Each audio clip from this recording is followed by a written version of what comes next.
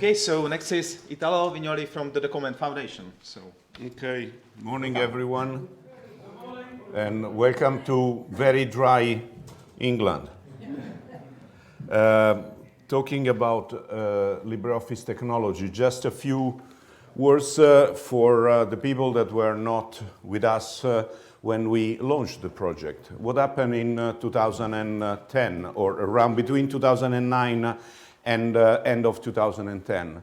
The community, and there are many people here, many of them are Collabora employees or contributors, we decided that the OpenOffice at the time was under the risk of being abandoned because Oracle acquired Sun, and Oracle didn't have any intention of investing in open source. So we took the control of the source code, not me, luckily, but developers, because we wanted to not just to maintain the project, but renew and relaunch the code. And this is what happened very quickly in these years. Is a very short summary. So in 2010, LibreOffice was only for the desktop. In 2020, we are in 2023, but this was real in 2020. We have LibreOffice for the desktop. We have long-term supported versions for enterprises. We have LibreOffice Online, LibreOffice Mobile for Android and iOS, and LibreOffice for Chrome OS. If you summarize all of this and you know the products, you know that they all share the LibreOffice engine. So what we have trying to make this clear to the external world, because that is not clear if you don't know the products. It's very difficult.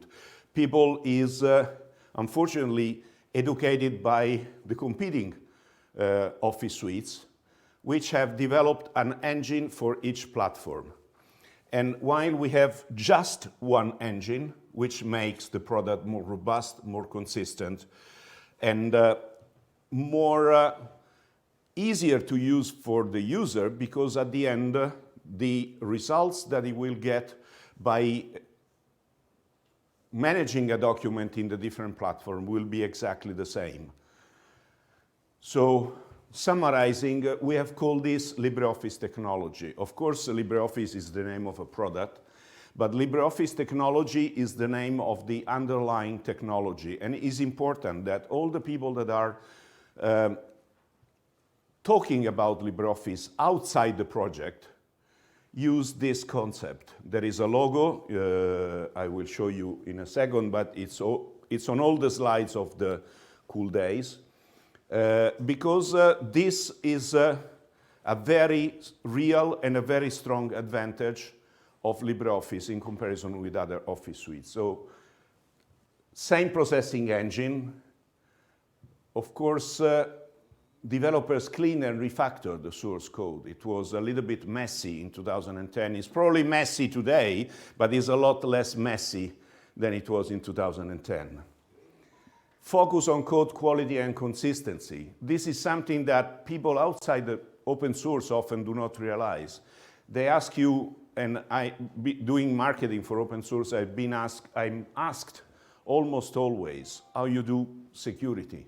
And when I just show a couple of tools, fuzzy tools, Coverity Scan, and I explain what they do, of course, they're not all security, but they're useful for the external world because they provide visuals, and visuals are very important. When I show the numbers of Coverity Scan, people say, oh, wow, 0 errors, which is not real, but the reality is that they see a 0 where they want to see a 0. And that is important for the user. And when I talk about users, it's also public administrations, enterprises adopting the product. And developers have also created easier APIs to develop on LibreOffice. So at the end, the tag is the best open source platform for personal productivity. So it's not anymore the best open source software, but it's a platform, and it's tightly integrated everywhere. And just to show you a couple of visuals, but because visuals help a lot, not that much technical people, but believe me, users are. So we are the only one that can have this below the vertical platform. So we have a single productivity engine, and we have a single, the consequence is that we have a single way of writing documents. What happens with other Office suite is the following. They have an engine for, in most cases, they have an engine for each application and for each platform. Maybe they're not terribly different, but they're slightly different, because if you, and I made the exercise of doing it, I own a license of Microsoft Office for the 3 platforms. I created the same documents from scratch, of course, on the 3 platform, and the documents were, of course, the same on the screen, but the XML was completely different. This means that if you exchange a document that has been written here with this engine, something may happen. And what happens quite frequently is that the robustness of the product with multiple editing on different platforms goes down. Of course, there is some marketing behind what I'm saying, but this has all been tested with users. So you can use exactly my words or your words mimicking what I'm telling, because this is something that is really true. Of course, I'm exaggerating it a little bit, but marketing is about communicating. So if you don't exaggerate a little bit, people will not listen to you. And therefore, we get to the unique selling proposition of LibreOffice, and you can have Collabora Online, you can have whatever name of product close to LibreOffice. Is that the best open source Office suite backed by a strong community and a strong ecosystem, based on the ODF ISO standard, even if we always have to remember that most people do not know ODF and know only the Microsoft Office format.